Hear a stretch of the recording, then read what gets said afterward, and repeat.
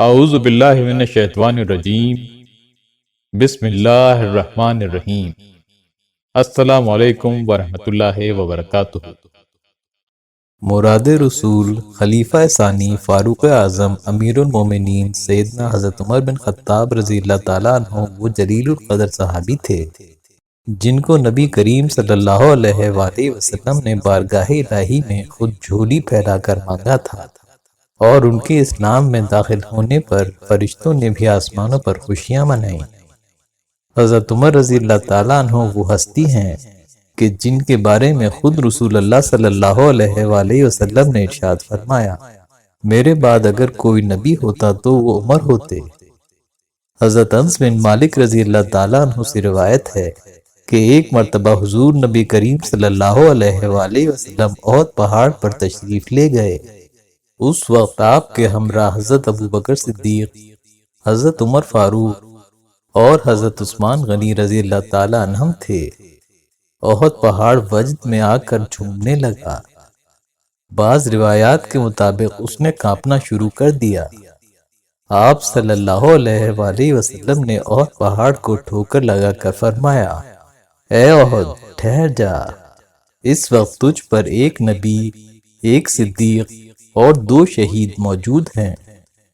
زید بن اسلم اپنے والد سے اور وہ حضرت عمر رضی اللہ تعالیٰ عنہ سے روایت کرتے ہیں کہ حضرت عمر رضی اللہ تعالیٰ عنہ نے یہ دعا کی تھی، اے اللہ تو اپنے دین کی راہ میں اپنے نبی کے شہر میں مجھے شہادت کی موت عطا فرما۔ اور ایک روایت میں ہے کہ اے اللہ میری روح اس حالت میں پرواز کرے کہ تیرے راستے میں ہوں اور تیرے نبی کے شہر میں ہوں۔ اس پر آپ رضی اللہ تعالیٰ عنہ کی صاحبزادی حضرت بی بی حفصہ رضی اللہ تعالیٰ عنہ نے کہا، اے ابا جان یہ کیسے ممکن ہوگا؟ تو حضرت عمر رضی اللہ تعالیٰ عنہ نے فرمایا، اگر اللہ چاہے تو اس کے اسباب فراہم کر دے گا۔ چنانچہ حضرت عمر رضی اللہ تعالیٰ عنہ کی شہادت کی تمنا پوری ہونے کا سبب اللہ تعالیٰ نے فرما دیا۔ حضرت عمر رضی اللہ تعالیٰ عنہ جنگی غلاموں اور قیدیوں کو دارالخلافہ مدینہ منورہ میں آنے کی اجازت نہیں دیتے تھے۔ آپ عراق اور فارس کے مجوسیوں اور شام و مصر کے نصارہ کو مدینے میں رہائش اختیار کرنے کی اس وقت تک اجازت نہ دیتے جب تک کہ وہ سچے دل سے مسلمان نہ ہو جائیں۔ آپ کا یہ موقف دراصل آپ کی حکمت اور دور اندیشی کی بہت بڑی دلیل ہے، کیونکہ یہ مغلوب و شکست خوردہ لوگ دلوں میں اسلام کے خلاف بغض و عداوت رکھتے اور اسلام و مسلمانوں کے خلاف مکر و فریب اور سازشوں کے جال بنتے رہتے تھے۔ اس لیے آپ رضی اللہ تعالیٰ عنہ نے مدینہ منورہ میں ان کی رہائش قطعاً ممنوع قرار دی تھی تاکہ مسلمان ان کے شر و فساد سے محفوظ رہیں۔ لیکن چند صحابہ کرام کے پاس انہی نصارہ اور مجوسیوں میں سے چند جنگی قیدی بطور غلام رہ رہے تھے۔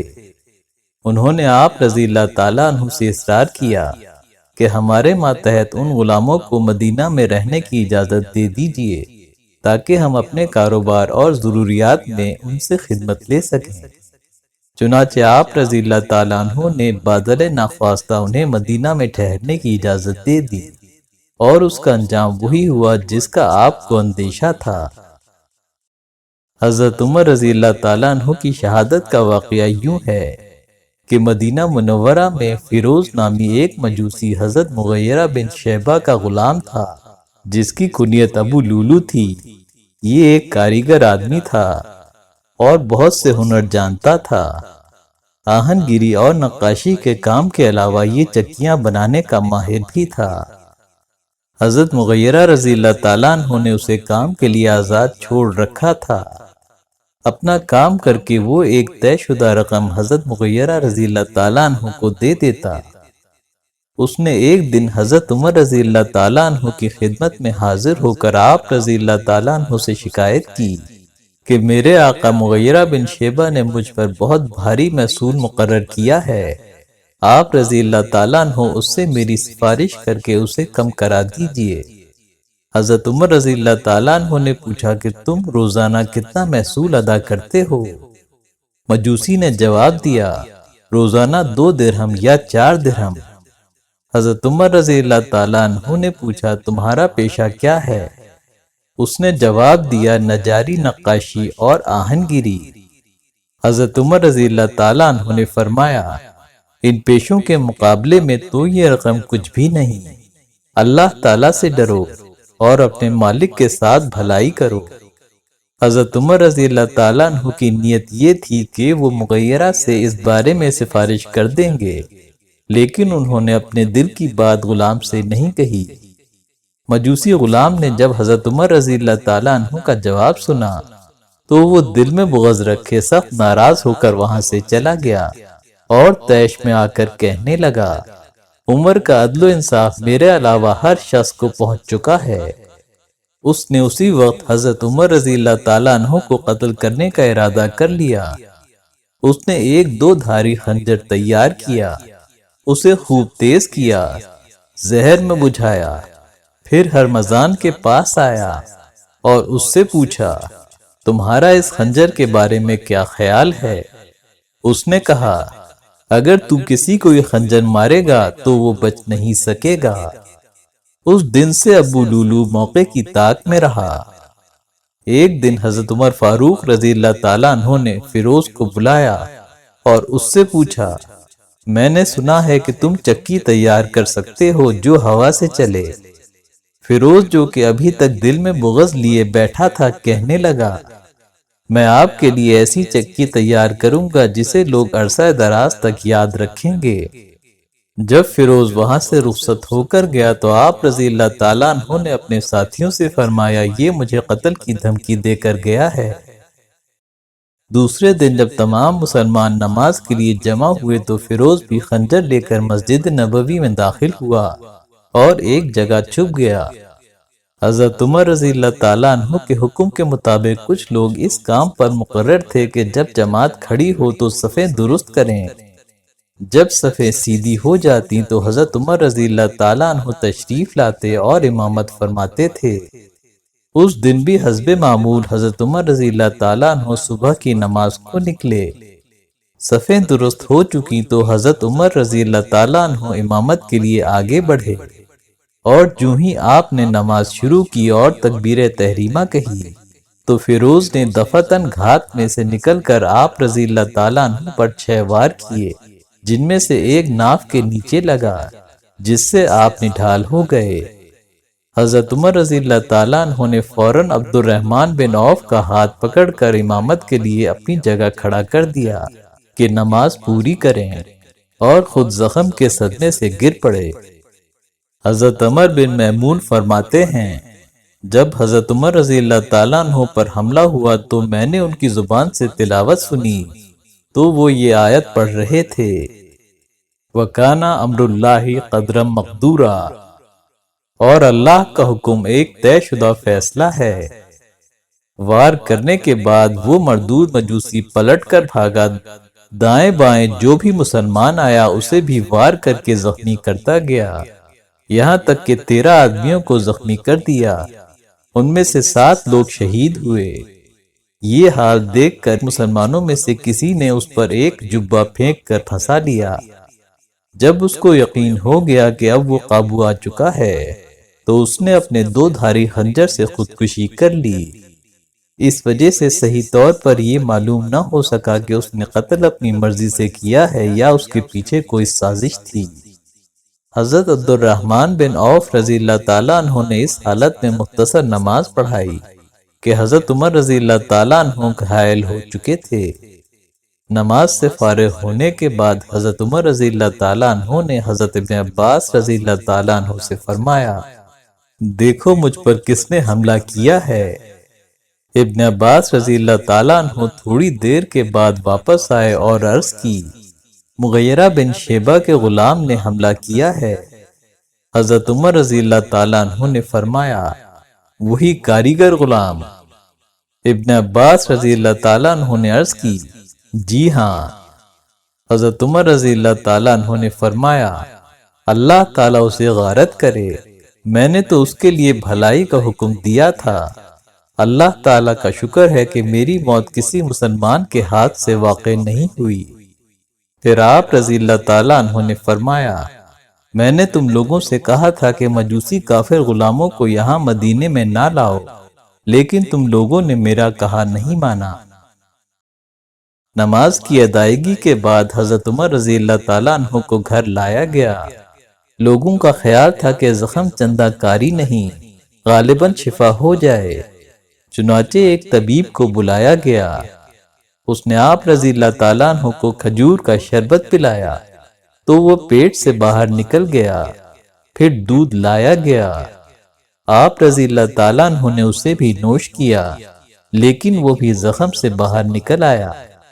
اس وقت لوگوں کو یقین ہو گیا کہ اب امیر المومنین اس زخم سے جانبر نہیں ہو سکتے۔ لوگ آنے شروع ہو گئے اور ہر آنے والا فرد حضرت عمر رضی اللہ تعالیٰ عنہ کی تعریف کر رہا تھا۔ آپ رضی اللہ تعالیٰ عنہ نے اپنے بیٹے عبداللہ کو بلا کر حکم دیا، دیکھو میرے ذمے کتنا قرضہ ہے۔ حساب لگایا گیا تو کل قرضہ تقریباً 86,000 درہم تھا۔ حضرت عمر رضی اللہ تعالیٰ عنہ نے فرمایا، اگر یہ قرضہ عمر کے خاندان کے مال سے ادا ہو جائے تو بہتر ہے، ورنہ بنو عدی بن کعب سے درخواست کرنا، اگر پھر بھی ادا نہ ہو سکے تو قریش سے سوال کرنا، ان کے علاوہ کسی اور کو تکلیف نہ دینا، اور تم میری طرف سے یہ قرضہ لازماً ادا کر دینا۔ چنانچہ وہ قرض ان کا مسکونہ مکان بیچ کر ادا کیا گیا، جس کو امیر معاویہ نے خریدا۔ یہ مکان باب السلام اور باب الرحمت کے بیچ میں واقع تھا۔ ایک مدت تک دارالقضا کے نام سے مشہور رہا۔ پھر حضرت عمر رضی اللہ تعالیٰ عنہ نے اپنے فرزند حضرت عبداللہ بن عمر کو بلا کر کہا کہ اے عبداللہ، تم بی بی عائشہ کے پاس جاؤ اور ان سے کہو کہ عمر آپ کو سلام کہتا ہے۔ یہ نہ کہنا کہ امیر المومنین سلام کہتے ہیں، آج میں مسلمانوں کا امیر نہیں ہوں۔ پھر ان سے یہ کہنا کہ عمر آپ سے اجازت مانگتا ہے، اگر اجازت دیجیے تو وہ اپنے دونوں ساتھیوں کے ساتھ حجرے میں دفن ہونا چاہتا ہے۔ چنانچہ حضرت عبداللہ بن عمر رضی اللہ تعالیٰ عنہ ام المومنین حضرت عائشہ صدیقہ رضی اللہ تعالیٰ عنہ کی خدمت میں حاضر ہوئے اور سلام کر کے اندر جانے کی اجازت مانگی۔ پھر اندر گئے تو دیکھا کہ وہ خود حضرت عمر رضی اللہ تعالیٰ عنہ کے غم میں رو رہی تھیں۔ حضرت عبداللہ بن عمر نے کہا، عمر بن خطاب آپ کو سلام کہتے ہیں اور آپ سے اپنے دونوں ساتھیوں کے پاس دفن کیے جانے کی اجازت چاہتے ہیں۔ حضرت عائشہ صدیقہ رضی اللہ تعالیٰ عنہ نے فرمایا، وہ جگہ تو میں اپنے لیے محفوظ رکھنا چاہتی تھی، لیکن آج میں عمر کو اپنی ذات پر ترجیح دوں گی۔ اس جگہ کا عمر مجھ سے زیادہ حقدار ہے۔ جب حضرت عبداللہ لوٹ کر آئے تو لوگوں نے حضرت عمر کو ان کے لوٹنے کی خبر دی۔ حضرت عمر رضی اللہ تعالیٰ عنہ نے کہا، مجھے اٹھا کر بٹھاؤ۔ ایک شخص نے سہارا دے کر آپ کو اپنے اوپر ٹیک لگا دی۔ آپ نے حضرت عبداللہ سے پوچھا، کہو کیا خبر لائے ہو؟ حضرت عبداللہ نے کہا، وہی جو آپ کی آرزو تھی، ام المومنین بی بی عائشہ رضی اللہ تعالیٰ عنہ نے اجازت دے دی ہے۔ حضرت عمر رضی اللہ تعالیٰ عنہ نے فرمایا، الحمدللہ، میرے نزدیک کوئی چیز اس سے زیادہ اہم نہ تھی۔ اب جب میں مر جاؤں تو دروازے پر رک کر بی بی عائشہ کو سلام کرنا اور ایک مرتبہ پھر عرض کرنا کہ خطاب کا بیٹا عمر آپ سے یہاں دفن ہونے کی اجازت چاہتا ہے۔ اگر وہ اس وقت بھی اجازت دیں تو میری لاش حجرے میں لے جانا اور دفن کر دینا، ورنہ مسلمانوں کے عام قبرستان میں دفن کر دینا۔ لوگوں نے حضرت عمر رضی اللہ تعالیٰ عنہ سے درخواست کی کہ آپ اپنا ولی عہد منتخب کر دیجئے۔ اس وقت عالم اسلام کے حق میں جو سب سے اہم کام تھا وہ ایک خلیفہ کا انتخاب کرنا تھا۔ تمام صحابہ بار بار حضرت عمر رضی اللہ تعالیٰ عنہ سے یہ درخواست کر رہے تھے کہ اس مہم کو آپ ہی طے کر جائیے۔ حضرت عمر فاروق رضی اللہ تعالیٰ عنہ نے موت و حیات کی کشمکش اور زندگی کے نازک ترین مرحلے میں نئے خلیفہ کے انتخاب کے لیے ایسا جدید طریقہ ایجاد کیا جس کی کوئی مثال نہیں ملتی۔ حضرت عمر رضی اللہ تعالیٰ عنہ نے جو جدید اسلوب انتخاب اختیار کیا، اس کے تحت 6 ایسے صحابہ پر مشتمل مجلس شورا بنائی گئی جو تمام بدری صحابہ پر مشتمل تھے۔ نبی کریم صلی اللہ علیہ وآلہ وسلم اپنی پوری زندگی میں دنیا سے رخصت ہونے تک ان سے راضی تھے۔ ہر چند یہ سب جلیل القدر صحابہ فضیلت کے درجات میں مختلف تھے، لیکن خلافت کے لیے سب اہل تھے۔ مجلس شورا کے جلیل القدر ارکان جن 6 افراد پر مشتمل تھے، ان کے اسماء گرامی کچھ یوں ہیں: حضرت عثمان بن عفان رضی اللہ تعالیٰ عنہ، حضرت علی بن ابی طالب رضی اللہ تعالیٰ عنہ، حضرت عبد الرحمن بن عوف رضی اللہ تعالیٰ عنہ، حضرت سعد بن ابی وقاص رضی اللہ تعالیٰ عنہ، حضرت زبیر بن عوام رضی اللہ تعالیٰ عنہ، حضرت طلحہ بن عبید اللہ رضی اللہ تعالیٰ عنہ۔ حضرت عمر رضی اللہ تعالیٰ عنہ نے سعید بن زید بن نفیل کو اس مجلس شورا میں شامل نہیں کیا، حالانکہ وہ بھی عشرہ مبشرہ میں سے تھے۔ اس کی وجہ شاید یہ تھی کہ چونکہ وہ حضرت عمر رضی اللہ تعالیٰ عنہ کے قبیلے بنو عدی سے تعلق رکھتے تھے، اس لیے انہیں شامل نہیں کیا۔ حضرت عمر رضی اللہ تعالیٰ عنہ نے انتخاب کا طریقہ کار بھی وضع فرمایا کہ مذکورہ افراد کو ایک گھر میں جمع ہونے کا حکم دیا اور وہیں آپس میں صلاح مشورہ کرنے کی ہدایت فرمائی۔ انہوں نے اپنے صاحبزادے حضرت عبداللہ بن عمر کو شورا کا رکن تو مقرر کر دیا، لیکن انہیں منصب خلافت سونپنے کی ممانعت کر دی۔ ارشاد فرمایا کہ عبداللہ اس مجلس میں صرف مشیر کی حیثیت سے شریک ہوں گے۔ خلیفہ کے انتخاب کی نگرانی پر مقداد بن اسود اور ابو طلحہ انصاری رضی اللہ تعالیٰ عنہم کو مقرر فرمایا اور امامت کے فرائض صہیب رومی رضی اللہ تعالیٰ عنہ کو سونپ دیے۔ آپ نے خلیفہ کے انتخاب کے لیے 3 دن کا وقت مقرر فرمایا۔ یہ وقت کسی نتیجے پر پہنچنے کے لیے کافی تھا۔